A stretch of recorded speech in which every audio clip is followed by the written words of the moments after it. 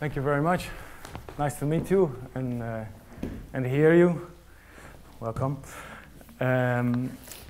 It's really nice to hear you. You're playing really wonderful, really as an ensemble. I don't know how long you're working together. Since when? September. Since September. Nice. Well, that's for student times already a long history to look back. And yeah, I really can hear, you're on the same level, really great individual levels, and you have beautiful sounds, all of you. And I find it well balanced. And it would be nice to discuss mostly in this piece how we can achieve the kind of eccentric moods that he's actually proposing in the music. And one of the things that is obviously kind of hard to achieve with a lot of snow outside, it's more wintry than this, it cannot get, So how are we going to achieve summer? That's a big thing. Also, I was thinking, it's very clear you guys are very disciplined students, So how are we going to find something lazy in this music? That's also kind of difficult. So I would like to focus on that. Always love to work on the impossible. So let's have a look at the very beginning, because there already he makes some quite, well, we look at the title, we see summer music, and just as your first indication is written slow and indolent. Is that how you say it in English? Indolent. So that means avoiding as much activity as possible. One small thing I find fascinating about the historical background with this piece is that usually I tell students, please don't go to YouTube to check what's the best recording.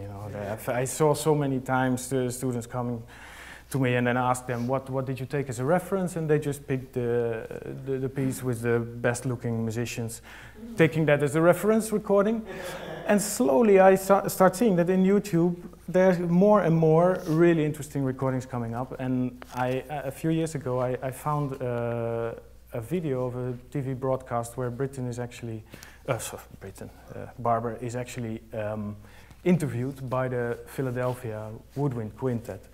And that's a really nice thing to see for you guys. So I changed my mind completely about YouTube, because where else would you find something like this historical documents? And he's actually explaining that, until what extent he wants the summer to be really part of that. And he actually says it shouldn't sound lethargic, but there's a lot of double information in this piece, because there's clearly a lot of lazy atmospheres, but there's also a lot of clear activity. So he was not programmatic composer where he would say, well, and here we have the summer and here's the winter. But we can take a lot from his clear indications here. So let's have a look how we can make, this kind of, how do you say that, even a 10-tuplet, make that sound lazy. Let's start from the beginning, which is technically already a difficult thing, How do you start that? We start with a triplet after a first rest, which is a kind of hard thing to play together. Let's try it.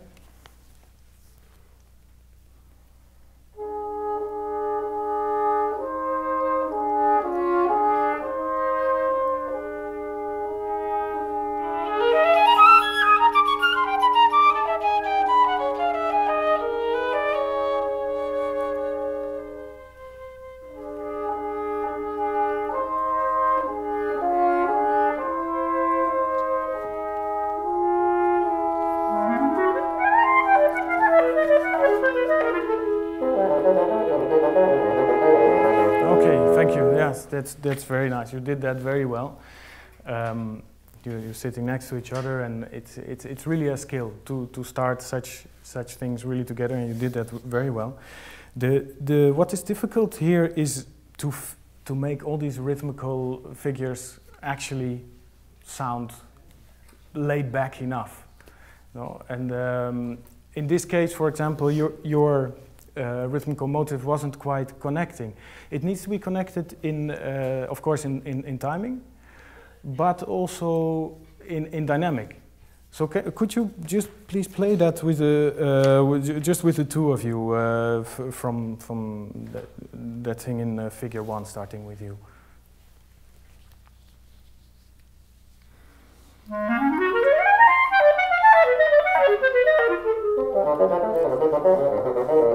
Okay, so I see a little bit of, let's say, individual counting going on. So as soon as we are, let's say, tapping our foot, when someone else is making a quite difficult rhythmical motive, there's a bigger chance that we cannot really connect exactly there to the. And also on top of that, it's supposed to sound a little bit rubato. So make sure that you can do anything you want. Maybe challenge him a bit. You know? Let's play how it's comfortable for you. Make sure that it sounds lazy in the first place, and see if we can catch up there. Let's do it again.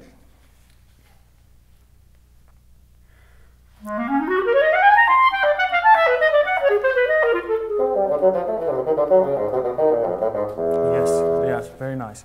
Watch out that your first note is not attacked too loudly, so that we just think, oh, hey, this rhythmical motive moved on. So no division there. That would be nice. Also, we can ask ourselves, you know, also when you're playing this motive as a first one, maybe staccato could also be lazy, no? It's something that breaks maybe too much of this indolent indication. Can we experiment with that? Let's start once more from the top.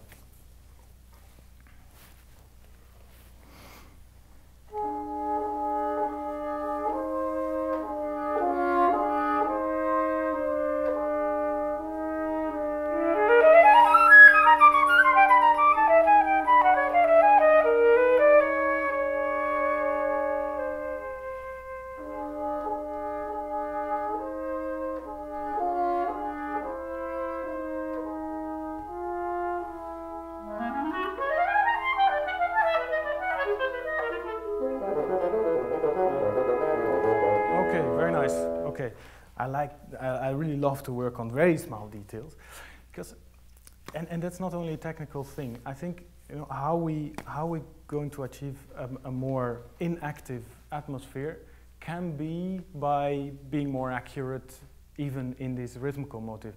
I mean, it's very tempting to, you know, if we have all these kind of figures here, we see really it becomes black in front of the musician's eyes, and we see 10, 10, and then sometimes 13 in one beat.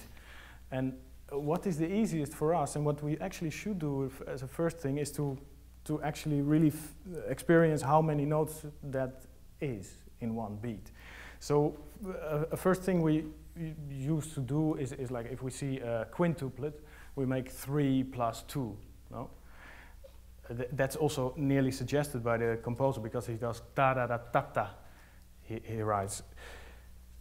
But this information, in combination with indolent, you know, more lazy kind of timing, it actually will be helped by being more accurate. So if we try to play an actual quintuplet, there's something to win there. So don't make it too easy for yourself by playing ta-da-da-ta-ta-ta-da-da-ta-ta-ta-da-da-ta-ta-ta. You know, this, it can be, it will sound lazier if you manage to spread the 10 notes really over one beat, if you see what I mean. So and the triplet is, of course, also the perfect rhythmical motive to sound lazy. Could you do it for me, just once more from the top?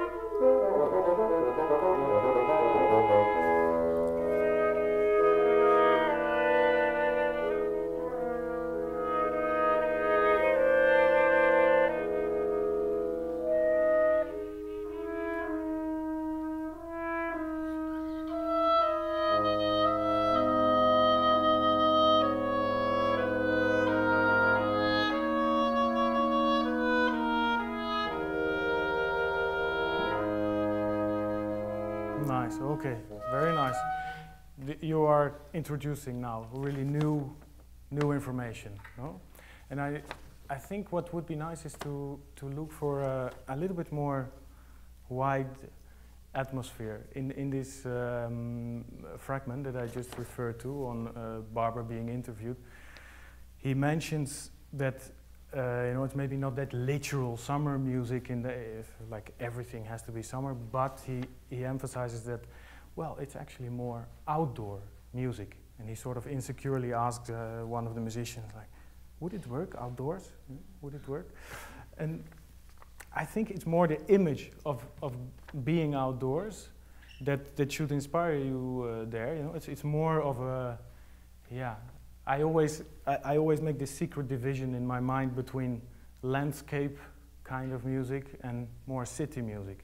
So another element, you know, to talk in the biggest metropole here about landscape music. But the snow helps to see a little bit more wide landscape. So how you could technically achieve that, I think, is quite concrete. I think you're taking back the notes a little bit much. So if you could, it would help, no? A little introduction of them before 2, or would you like to start on 2? Yeah, right on 2? That's fine. Okay.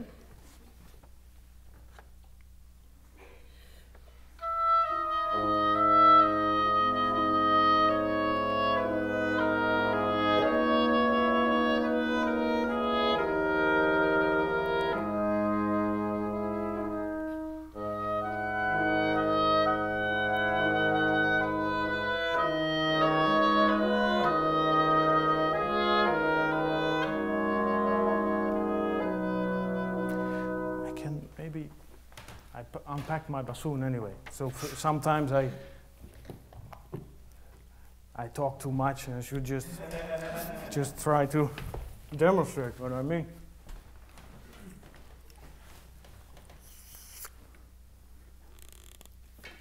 So what I try is to really keep a little bit more tension on every end of the note, not making it active that way, but wide, outdoorsy somehow.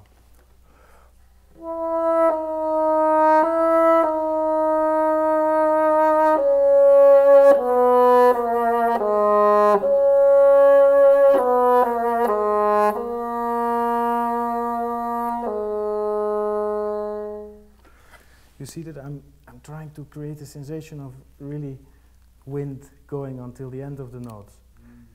So maybe don't relax too much, you know, in the singing, as is the suggestion on 2, you know, cantando. Could you try that again?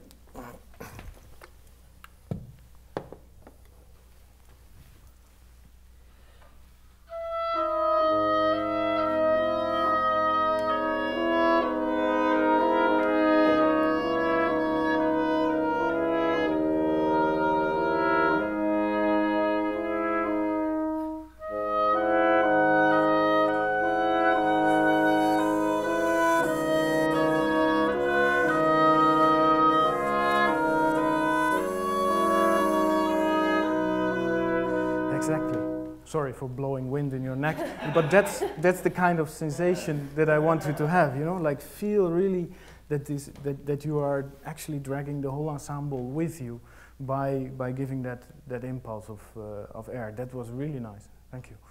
So we could just continue from here, but it's so beautiful, so let's do it again once from 2, okay?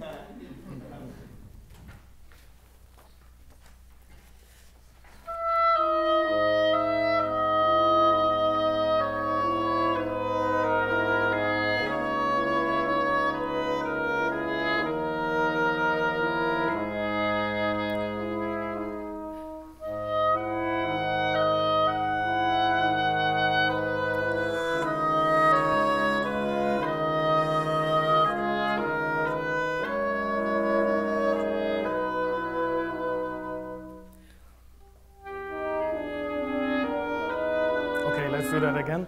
Yeah, that's a little confusion. Like if the tone doesn't speak, did she start or not? So that doesn't matter. Just actually, it's not so much that the tone doesn't speak. It would be nice if you don't even try to think of that there is a risk of that, because it's actually quite important that you just communicate that this note is there.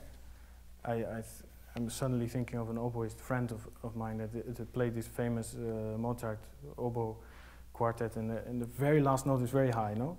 Yeah. And just he completely missed it, you know, after a brilliant performance. But just the way he showed that this last note was there, everyone was sort of confused, like, what, did he play it or not? No. But it was so convincing. So it's a make-believe thing. So it's very important that you show in your body language, okay, here I'm starting, and then it becomes actually less relevant if it was there or not. And he will understand that he will play. Yeah? So we could start right on 3.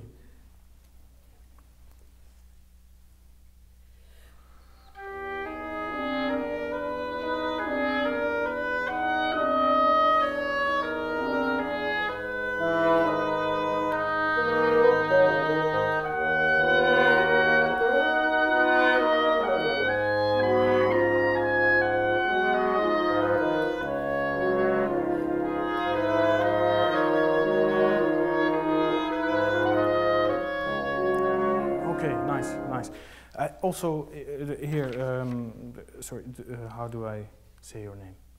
You call me Felix.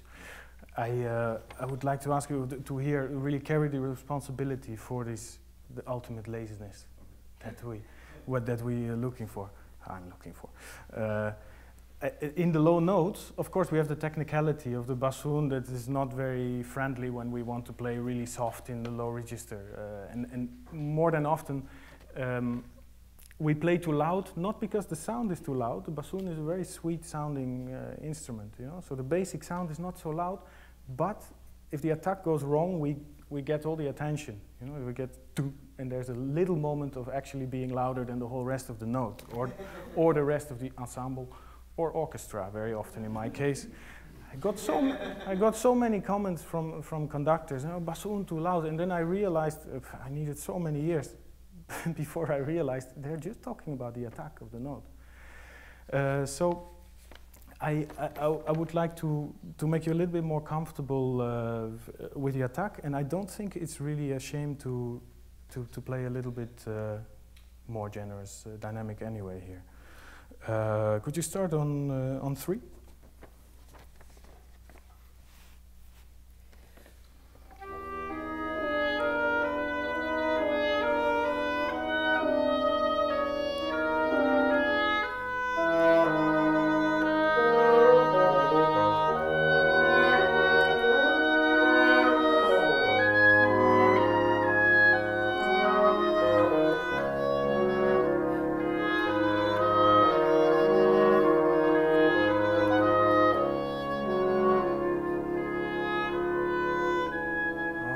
That's very nice. That's already much better.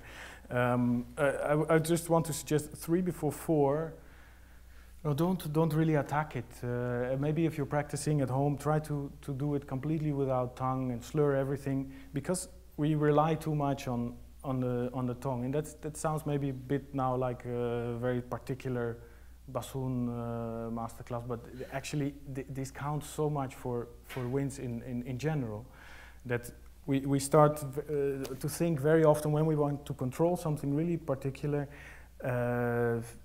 We start thinking of how to do that here, you know, with the embouchure, and usually, really, the most control we can get from the breath support. It's something that teachers will keep saying from the very first years that you are being educated until the very last years, and it's something I have to remind myself of very often. But it's good to every time refresh, find a new angle to it, that you can really rely on your breath support there. Let's do 4 after 3.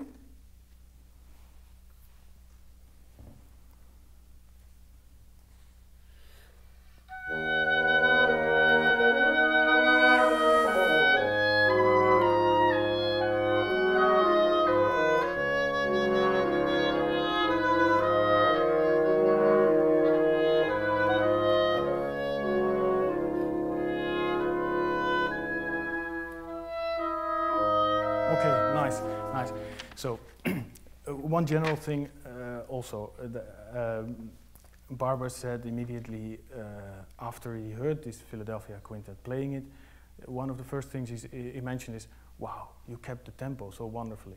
I thought, that's an interesting compliment. Maybe he didn't like the performance or something, but he really referred to that as a very important point, you know, that you kept the tempo really well.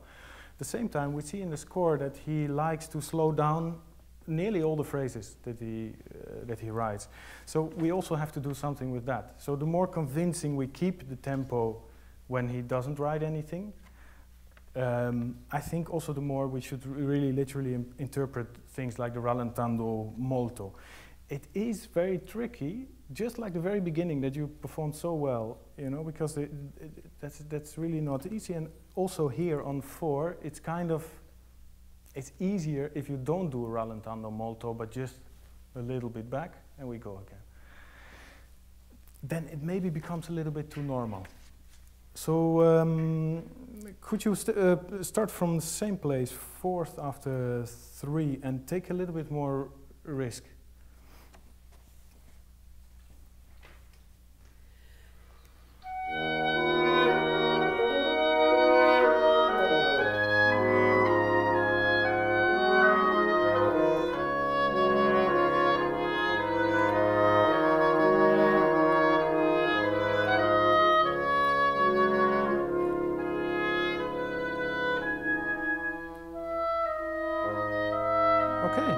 Yeah, so it's actually, it's not that difficult, though. But we always make it more straight somehow. If we're a bit insecure about the timing, you will always see that the effect that the composer suggests becomes rather small. And I think in this case, molto is explicit enough. So I'm going to hear a little bit more from the general impression again. I would like to hear the last time there, and I let you play a little bit longer, you know, also to make the transition to the faster bit right now. Okay, so 4th after 3.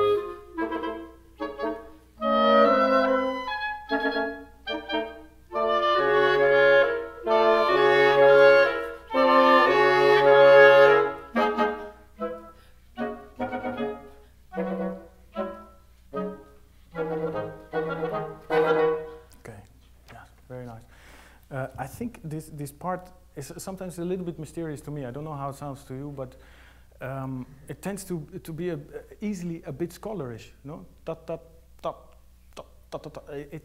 And it's a bit the typical wind thing or something. And for me, I think it's only going to work when it's rather extreme, as the dynamics suggest, that he's, you know, he has a forte subito and pianissimo and accents as well.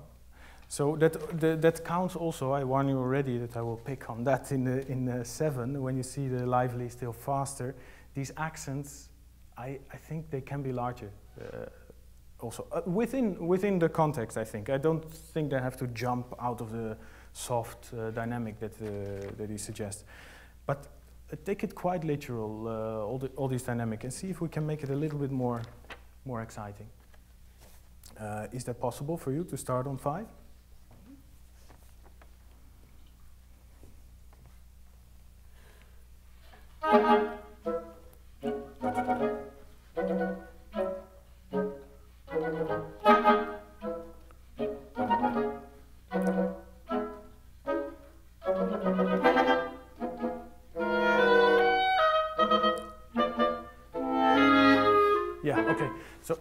all these things, they can be like a little bit more extreme. So small things, like this point where we are now, second bar and 6, you see this figure of the 8 plus a quarter.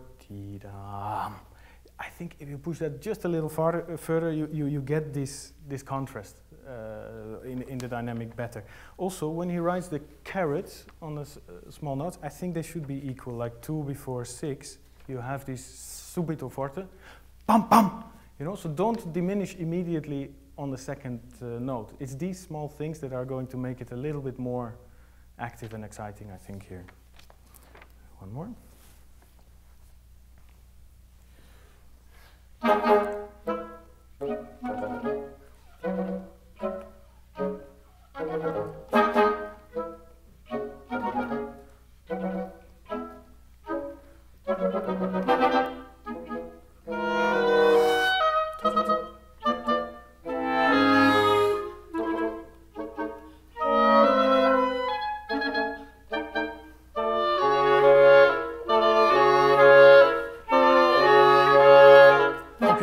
Nice, that's very nice.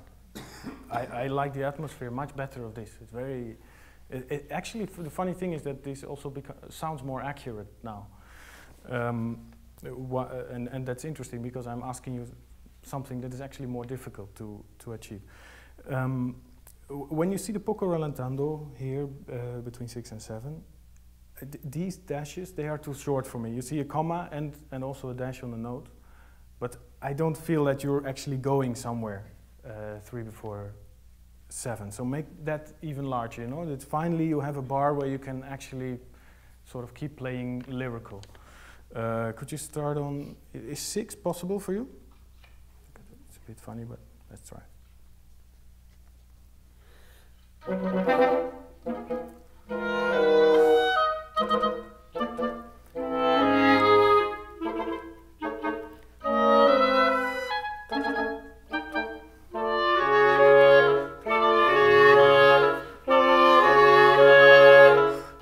Yeah, but that moment, you know, there's a second of 3 before 7 that you make an incredible diminuendo where it's absolutely clear that he wants crescendo.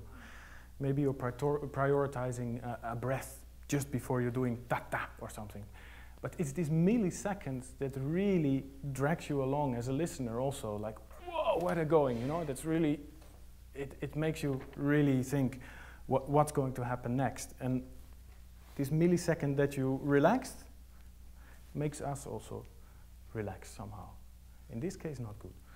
We have enough moments in this piece to really feel this relaxation. Same point. 6.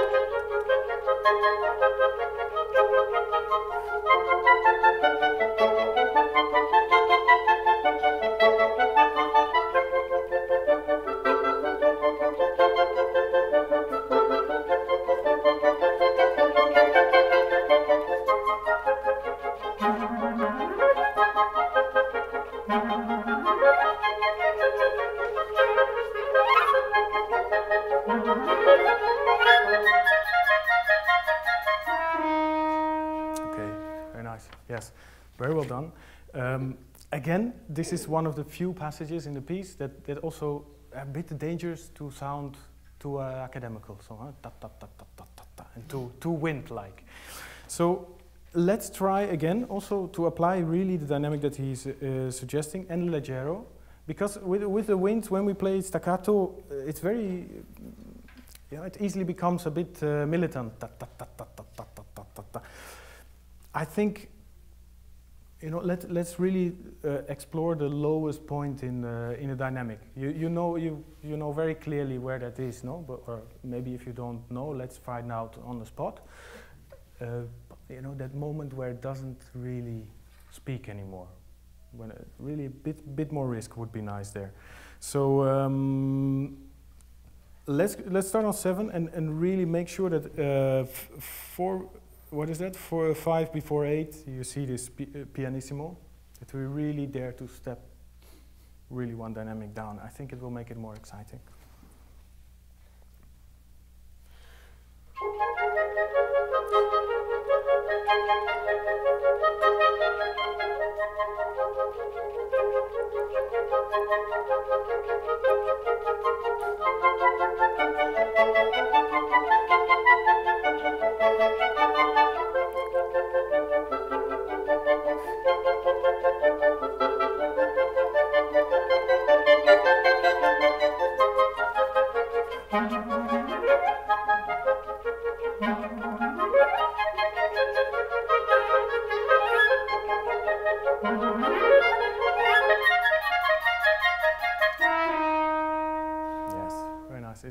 Is much better.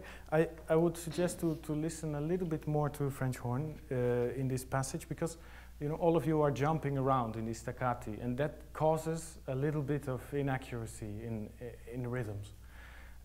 Just because of the jump. I mean, you are even doing crazy difficult stuff, you know, imagining some kind of summer bird, I'm sure. Oh no, it was not programmatic music. But the effect is clear, and it's quite tricky. Unfortunately, exactly those bars you don't have a horn to support you. But just because you stay on the same note, it would be nice to actually use you a little bit as a metronome. Not disrespect, but let's try. Okay, on 7 and really focus all more on French horn part.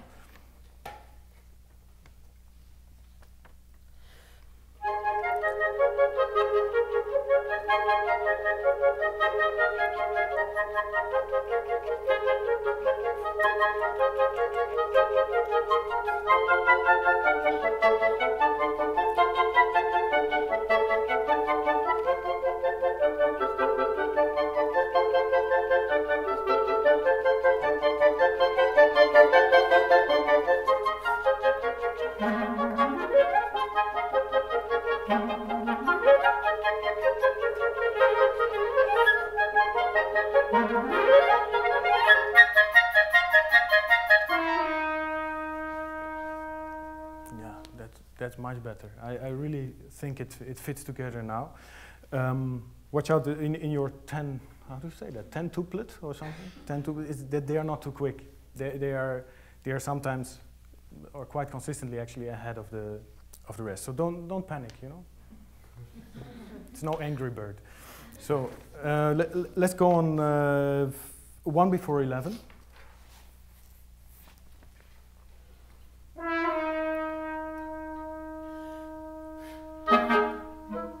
Is that really necessary? I'm curious, you know? That's really this kind of thing that's interesting with the body language. I know, I just told you, you know, can you please communicate when you will start? It doesn't mean that it has to be overly demonstrative. I think we can easily trust that you should start in time. It's a matter of focus, usually. So as soon as I see really like two impulses is maybe a little bit too big for this small gesture that we have to make. So let's trust it. That you know, just a little bit of with the right concentration, you will see.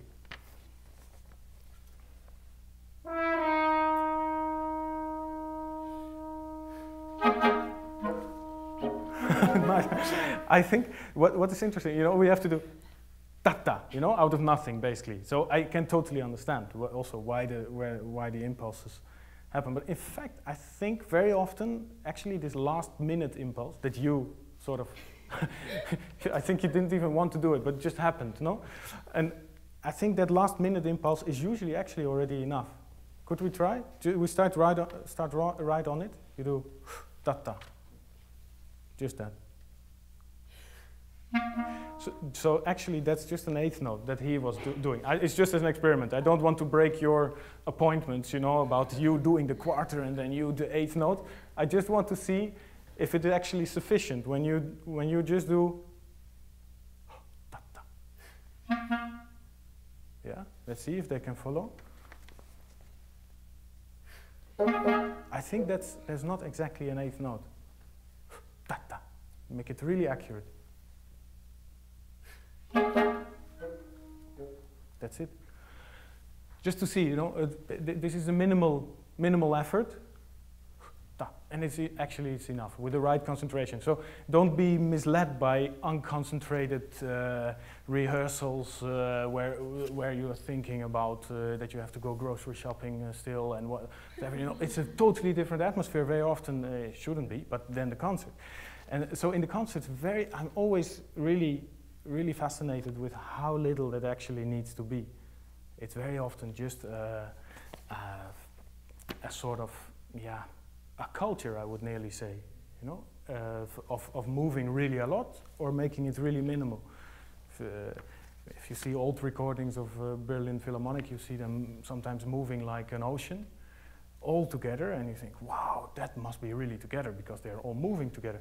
Then you see Vienna Philharmonic, and they're sitting all like this, and it's also very much together. You know, so it's not always serving exactly the musical purpose. It can be very small details, especially in chamber music.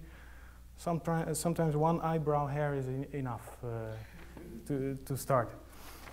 Okay, I think we have to slowly finish. I'm so sorry, I'm teaching so slow. I thought 10-minute piece, I will make it until the end, you know, but fortunately he's going to recycle a lot of material that we just discussed.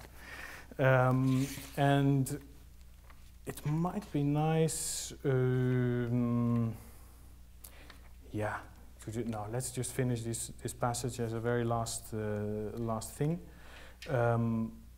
Could you start just one bar before 11? And I may have to stop you.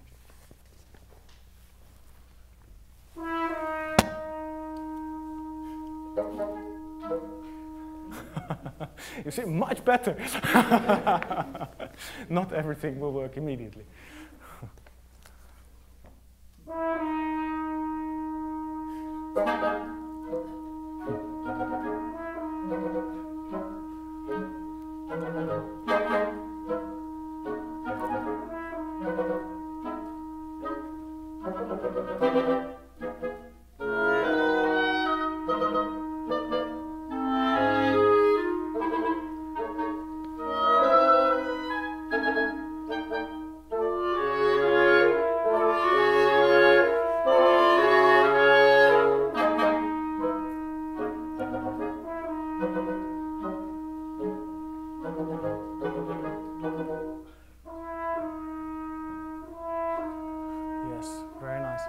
So sorry to stop you. It's really beautiful, and I find it actually very nice also to see that my information here didn't lead at all to an immediate better result. And I realized, so many things that I told you, you picked up really immediately. So I got over courageous and told you things that sometimes you need weeks for. And I really appreciate how extremely quick you absorbed everything I said, and yeah, applause for them, really wonderful.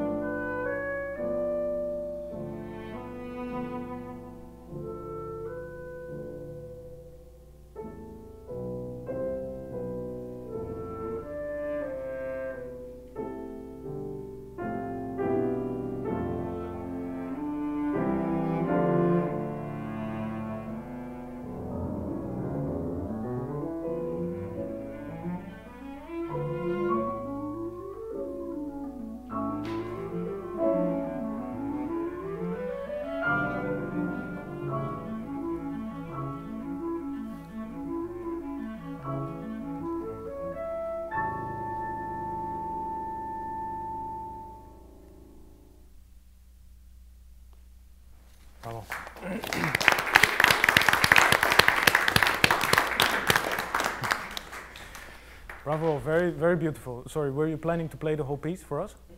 Because it's rather long, maybe for 1 hour, eh? So why don't we just start working on this? It's wonderful to hear you. I mean, very, very generous sounds you all have, and really, yeah, well thought of interpretations. It seems. So it's very enjoyable to hear this masterpiece that has nothing to do with bassoon, by the way. But and that's why maybe I can provide a little bit different angle as well. To you know, I mean, it must be sometimes nearly intimidating to have already so many people went ahead of you to make amazing recordings of this. And I think it's important to also separate, especially from traditions that are kind of close to our particular instruments. One of the interesting things in this combination is that your instruments are quite far apart, no? I mean, with piano, cello, clarinet, it's not really that easy to match. And there are all kinds of habits within the instrumental world of the clarinet and the cello and the piano that are really healthy to sort of disconnect now and then, especially when we have a piece that is this monumental. I can mention a few typical examples of that. For example, on the cello, we will actually assume that there will be vibrato used, whereas on the piano that's really hard unless you shake the whole thing. That we cannot. On the clarinet is doubtful. There are different schools, and it's very debatable. And there's a very interesting discussion that I've always been fascinated with, and I always love to discuss that with clarinet players. Probably you know about that Jack Brymer, he wrote a book where he refers to the original player of this piece, Richard Mühlfeld, is that right? That he would use more vibrato than the violinist. This story is a little bit doubtful because it's only his source, but anyway, it makes you think. It was clear that he did use vibrato, and actually Richard Mühlfeld, the clarinet player of that time, I think he started on viola. Anyway, so he started from a string instrument and possibly decided, okay, I should use this kind of expressive thing, this tool, also into my clarinet playing. And until nowadays, most of the clarinet players wouldn't use that. I think, especially in this context, that is sometimes debatable. You know, if that would help a little bit. If you're looking at the very opening phrase, you're playing sometimes literally the same material, and it would be nice to bring that closer sometimes.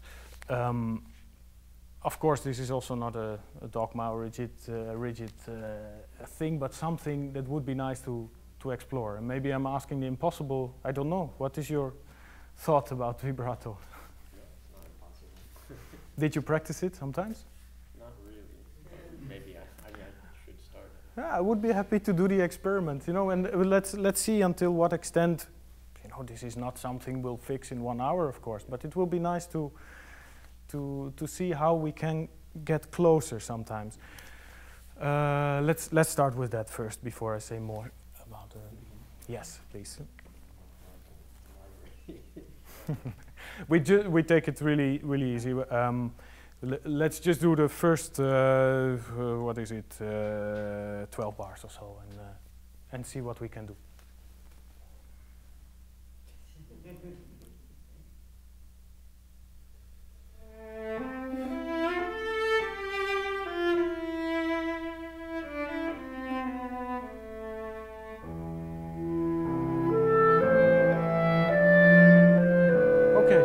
So, let's say for an experienced vibrato user like I am, on the bassoon, somehow also it's very, very natural to do it. There are many ways. Also, the clarinet players gave me an answer why they won't do it. For example, because the 12th overtone is not suitable for it, or you sound like a jazz clarinet straight away. But let's say that it would be interesting to see what you can do here. You know, you can just use a low belly vibrato. You basically give air impulses. You know, ha ha ha. You can just ha ha ha do that maybe. Just on that one note. Just to be clear, maybe I was not entirely clear about this anecdote about the original players, because Joachim was actually the violinist that Brahms was so close to. Really big phenomenon. I'm sure you've heard of him because he was also in contact with Beethoven and well, all the important composers basically in the Romantic time. And on the other hand, Joachim, the violinist, we can hear on YouTube how he plays, and he hardly uses any vibrato. So there's nothing dogmatic to say about, you know, how should it be seen from a certain time perspective. But I think we have to do our uttermost to find out what was happening, you know, what was going on in that time, and can we find some element that is maybe a little bit outside of our own comfort zone that is interesting to develop, you know, to be able to develop a certain dialect connected to every piece. Otherwise it would be, you know, it's very easy to just always play yourself, not be an actor at all and involve anything that you can do already really well. You apply it to any music style you play, it becomes less interesting. So I love to look and to ask, in this case, for the impossible, and see if that brings us something. Okay, so maybe try it once on your own. See if you feel comfortable with doing this laughing vibrato. Yeah, nice, nice.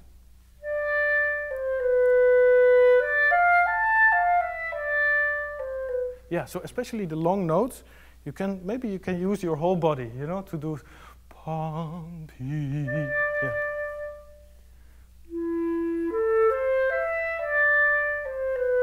Yes, and when we're starting to practice vibrato, we always think very quickly that it's already audible when it's not. So don't hesitate. Don't think that it sounds ridiculous at all. Maybe we can compare the two. Maybe you can play your line once on your own.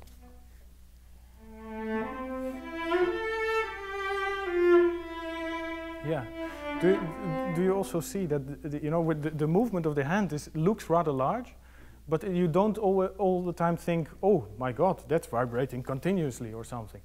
So that's what you maybe that should be of support for you. That it feels quite big, but it doesn't really sound like crazy yet. Okay, could you let's repeat the beginning for this.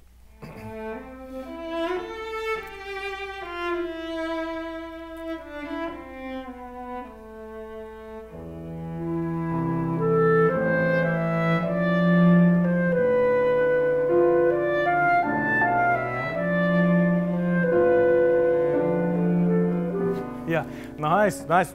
Wonderful that you're trying this, you know, because it's, I know very well that I'm asking something impossible, and it can be really, really subtle. So also to my own students, when I'm teaching them bassoon and the vibrato, I never invite them to make a really quick vibrato at the beginning. So anyway, if you listen carefully, what is your name? Matthew. If you listen carefully to Matthew, you will hear that also his vibrato is not extremely quick. The slow one we can really control from our air support. And for now, we're just going to apply it only a little bit on the long notes. You know, you just indulge a little bit in this kind of feeling. Nothing quick here. Yeah? Okay, let's do once more.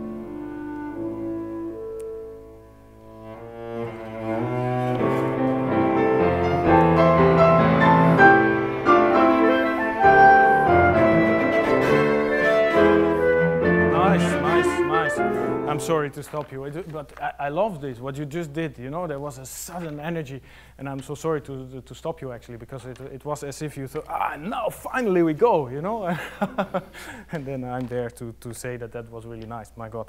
But, you know, I want to talk about one other thing that I see as a general thing in this movement, and as a compositional style of Brahms. It's really funny how he has this Alle Breve for 4/4 written, but there are so many moments that you don't feel that at all, and I think you're not supposed to either. And he just does that very subtly with the starts of the legato slurs. So it's very often important to actually articulate those, not to pick too much on clarinet habits, but the attack, I know also is a little bit more difficult sometimes to play direct than, for example, on a bassoon or a cello. So now that you have this really great impulse, this really nice energy that you started in what is that, bar 21. I think when you, Alec, when you reach your top note here, I think that should be really articulated the same way. You know, so a little bit more air under the note, so I can really understand this statement. Oh yeah, nice. Yeah, if you are not using it anyway, thank you. Yes. So that was really nice. Don't get carried away with quick vibrato anyway. In the beginning, the slow one is very nice that you're using. It's very subtle, but you know you're matching more now with the cello.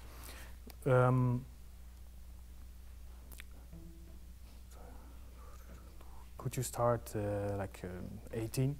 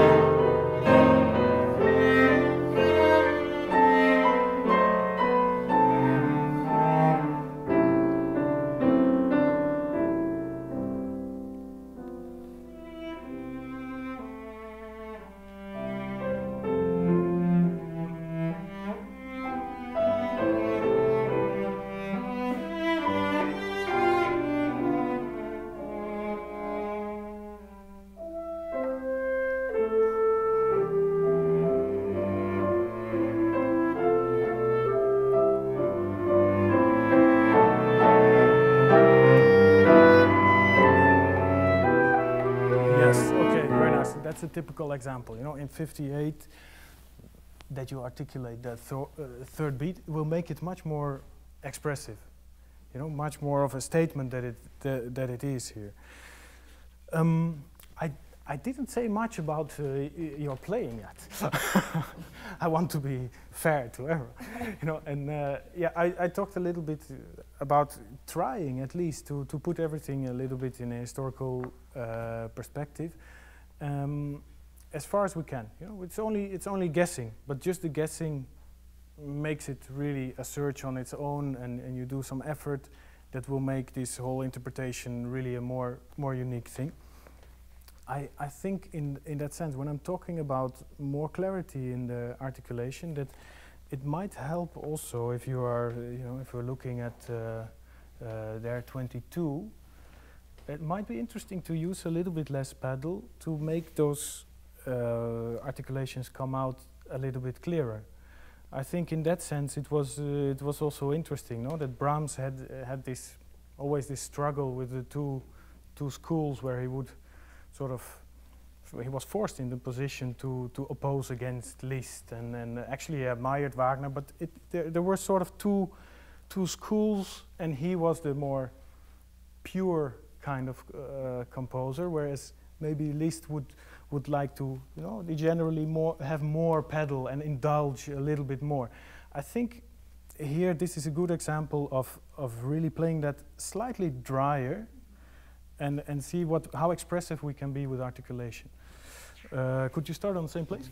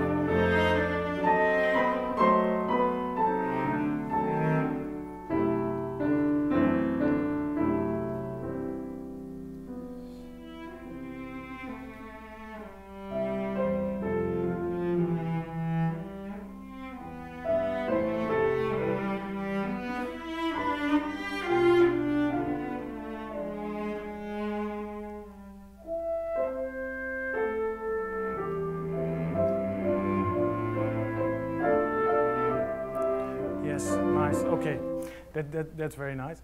Here I will again ask you to articulate stronger, because now you're even repeating the same note, no? Where were you? Like in these places, I cannot hear that you're playing a different note. So let's make really all these small slurs a little bit more relevant, because I really think they are. If you're looking at 42, I'm really sure that if we try to tap along in the audience, we will already get confused, even though it's a slow 4/4 bar. If you perform that really that way, as he suggests. Tell me a good place to start here, maybe or here. 39 exactly. Yes.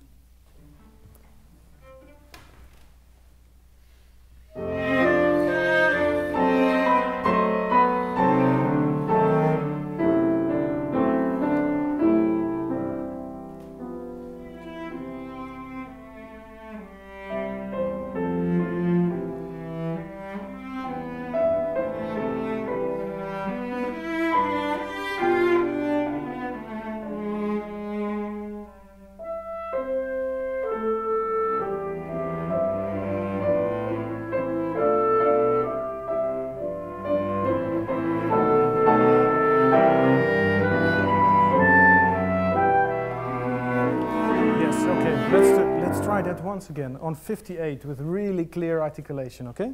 Could we start right on it, or is it, no, it's not nice. Let's do 2 before, 56 or so? 56?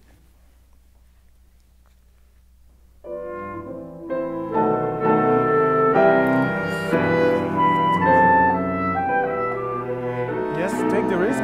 Can we hear once what happens actually if you play it really articulate? So we imagine an accent on these every start of the slur. Maybe something goes completely wrong, doesn't matter. I just want you to demonstrate that. Maybe play it on your own once.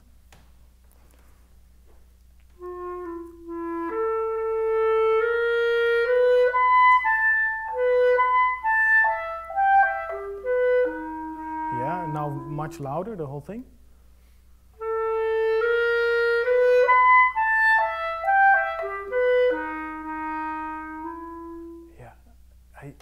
Do you feel that there's a danger for the note to maybe crack, or is that not it?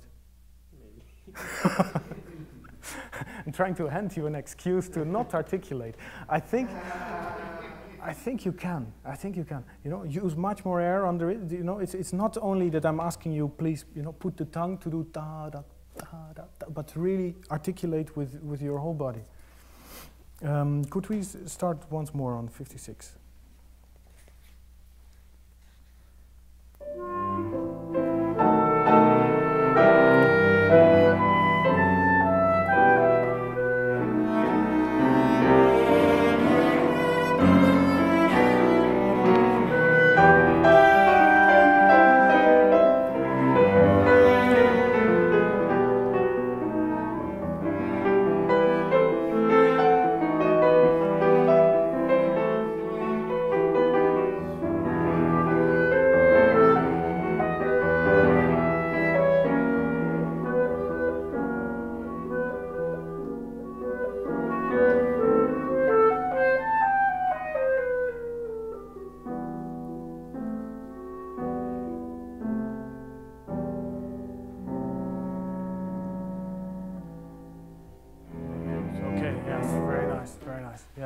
that's beautiful, guys. Really, very nice.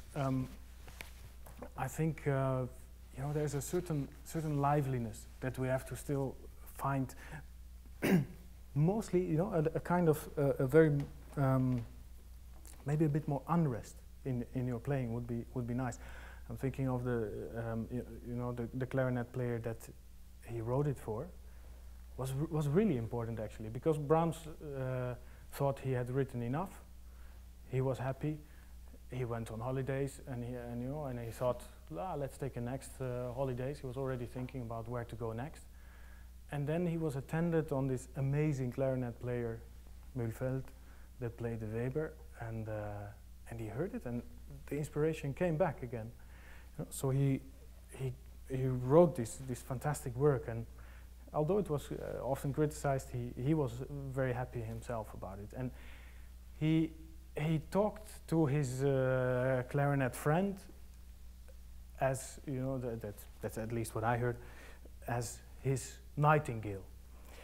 And so what is interesting is that we don't have historical evidence like, oh yeah, it was clear that Mühlfeld was always using so much vibrato, he sounded like a jazz clarinet player, always. That's hard to say, but it suggests that there's a kind of liveliness in the playing, and you have it. I just want you to feel free to bring that out a lot. Do you hear a nightingale when I say the word or not? Because there are these birds that just whistle like that, Yeah, that not really. So that's not the reference. Do you have an image with it? Specifically a nightingale? Yeah. Not particularly, but because I can hear a bird. Maybe I have. Is it?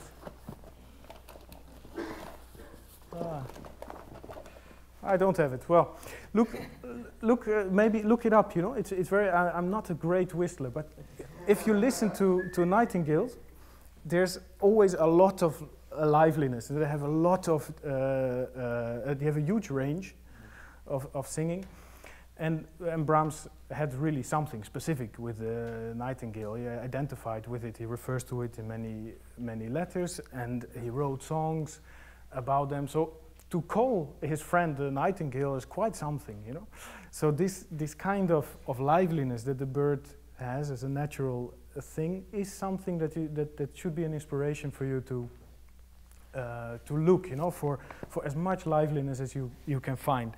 I think articulating, experimenting with vibrato, and enlarging your dynamic range will help to find this liveliness. Where should we start? What is a good point for you?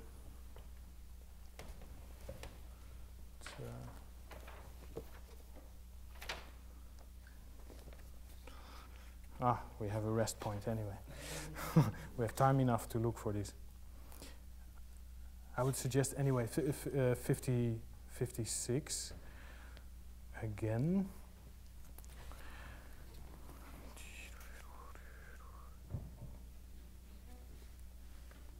Take your time.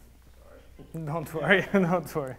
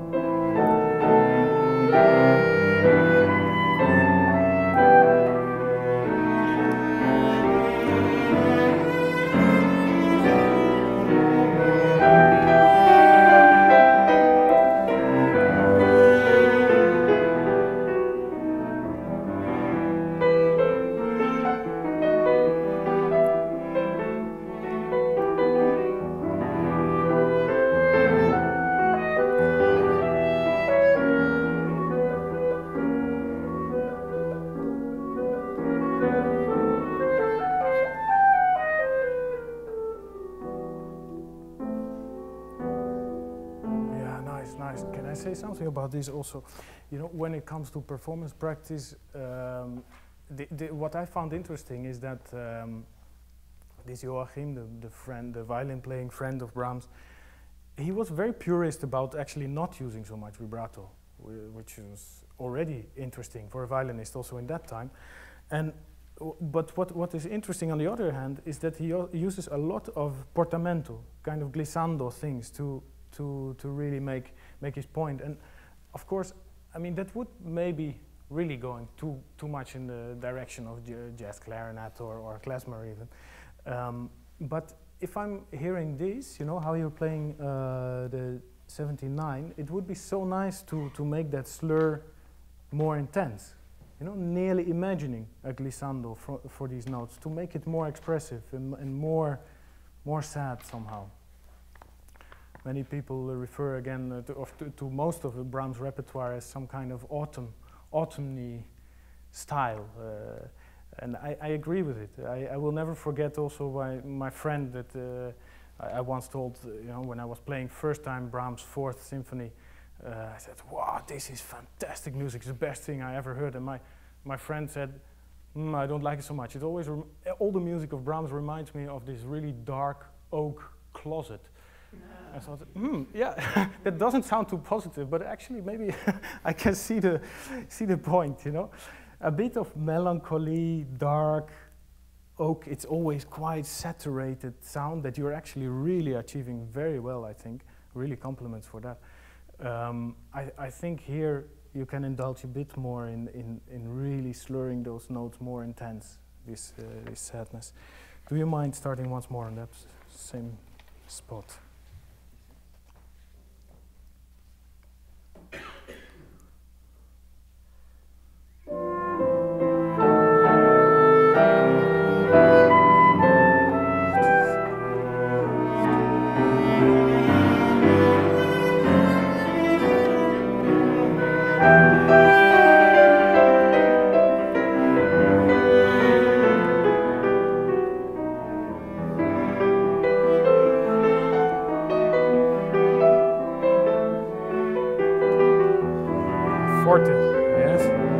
Sorry, yeah, I'm sorry to shout through your playing, but here this is quite interesting. You see, you see that in the piano there's only one line forte, and you guys are playing piano, and she's also playing piano in the left hand. You have to sing loudly over this. So we can start right on that on the 71. Just be out of balance.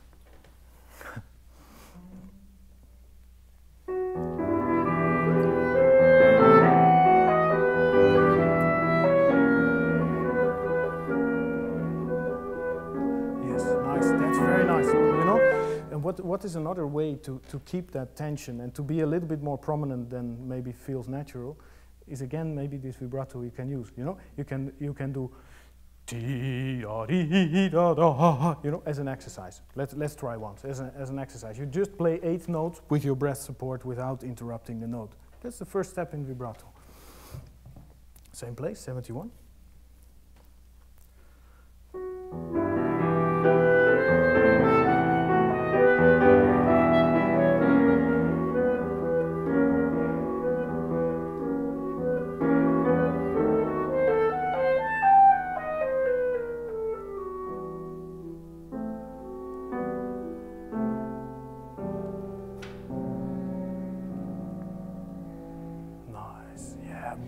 Yes, I mean, of course, this sounds like an exercise also, but maybe you can hear already a little bit of potential for the vibrato. I don't think actually the vibrato has to have a different speed. It has to be slightly less obvious to what you did, and it's a bit awkward, no? It feels a bit strange, and that element, you know, exactly that feeling, is very important to recognize. That sometimes we have to look for something that is really, this feels unnatural, basically. But at the same time, if you realize that on the cello, it's very natural to nearly do it always, and you know, against the cellist, I should say, can you please keep your left hand still for once, you know? It's good to realize how much we're playing with habits and how important it is to go a little bit out of the comfort zone and see what is there, you know, what is there, because we are We're classical musicians, so we are bringing these amazing museum pieces onto the stage. And it's very important to find all the differences, otherwise a whole concert with the different composers is going to be a little bit too boring when we always use vibrato or never use it, or we have to choose our toolbox and see what is appropriate per style. Of course, and you may dismiss it after 1 week. I'm just so happy if what you just did, you just tried it, and maybe you heard something, maybe you totally dislike it. It's really up to you. It's really about what you just did, and to recognize, okay, it's uncomfortable, but maybe something's there. So let's go on for once from 71.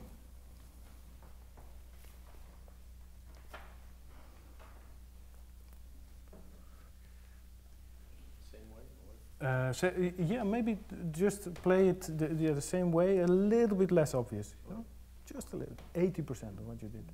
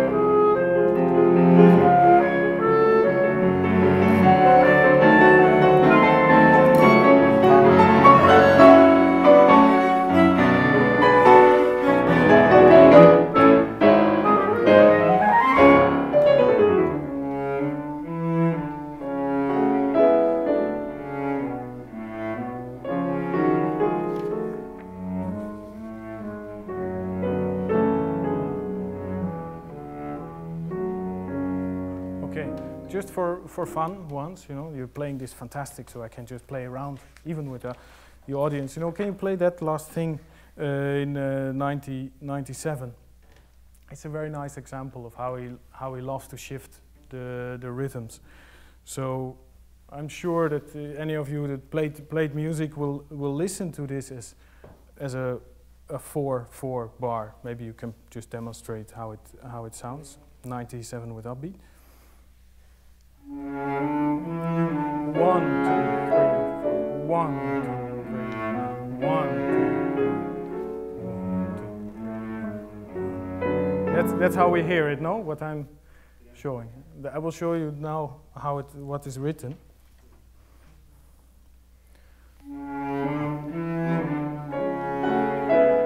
You see, it's completely.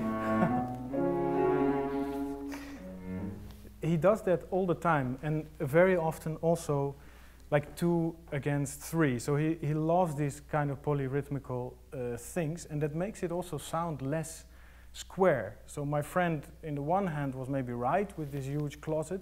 On the other hand, completely not. This is where a lot of his originality is. He's really looking for the exceptional. So even though he's often considered as a conservative composer, because Liszt, for example, was more crazy and more emphasizing the individual, he was very innovative. I think it completely blurs the idea of progressive conservative in this way. I find Brahms really innovative. This is a very simple example. Very often you really lose counting when you're playing Brahms. I can tell you from my own experiences. Unfortunately, he didn't write that much for the bassoon, but I tried my best on the E minor sonata, for example. Let's start once more on that beautiful part of 97.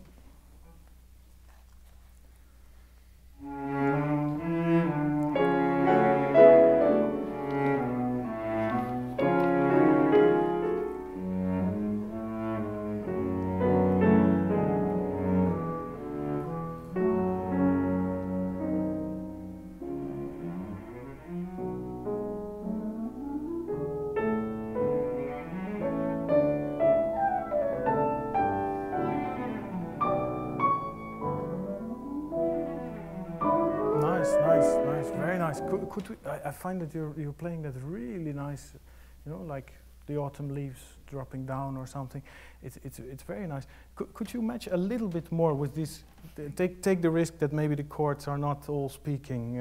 See if we can make it even more supported, this idea. So you can start straight on 105.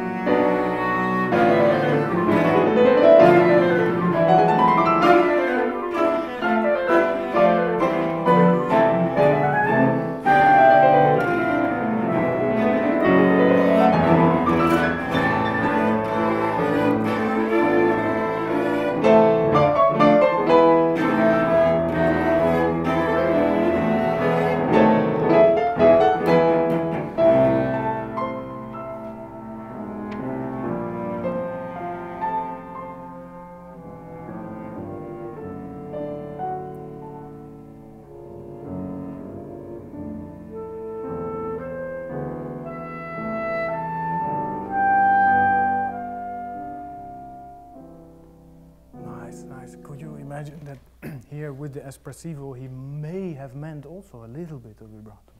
You know? Let's try it once and write on that. You know, it's actually, maybe don't think too much of as a technical thing what vibrato is, but just about movement in the sound. Feel free to move and experiment, so it can be just a dynamical blip somehow. Let's try 138 then.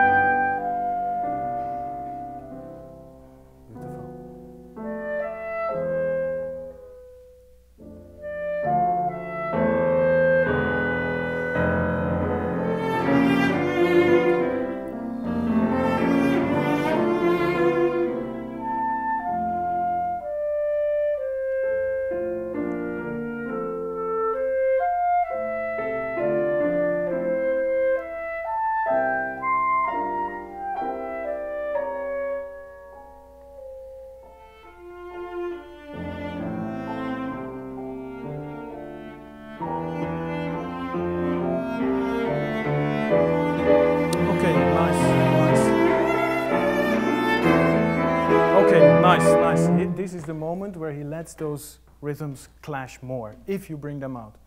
So let's look at what is a good place to start. Maybe 150 with upbeat, and take care then in 158 that you really move against, you know, in quarters, because you keep playing in the hemiola and you play in a straight rhythm, and then in your part to bring out really the triplets against the quarters would be nice, no? So keep it full. 150.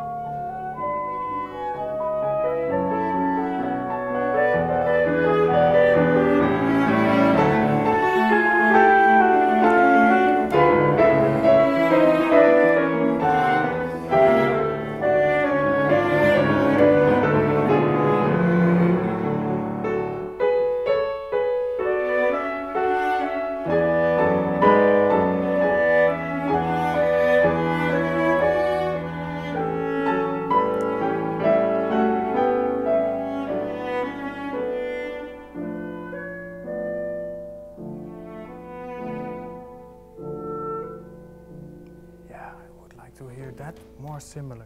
You know, can you copy exactly how he's playing that? It's just an intention, you know, like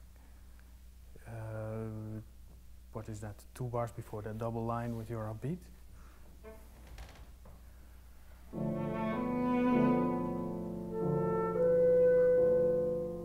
Yeah, it can be just dynamical. Don't try to do anything, you know, just listen to the tension until the very end of the note, what he's doing.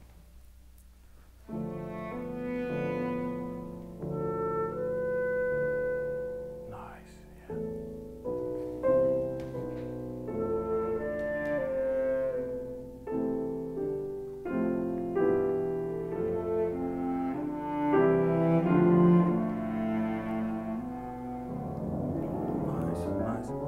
Very nice. Can I stop you?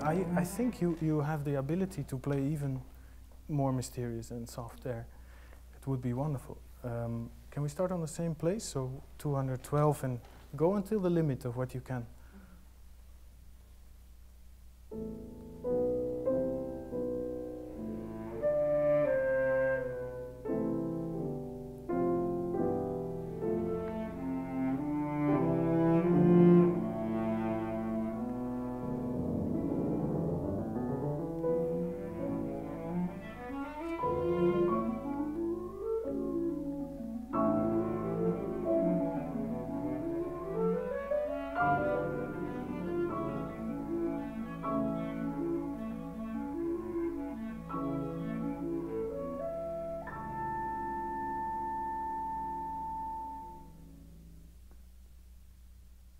Wow. That's great.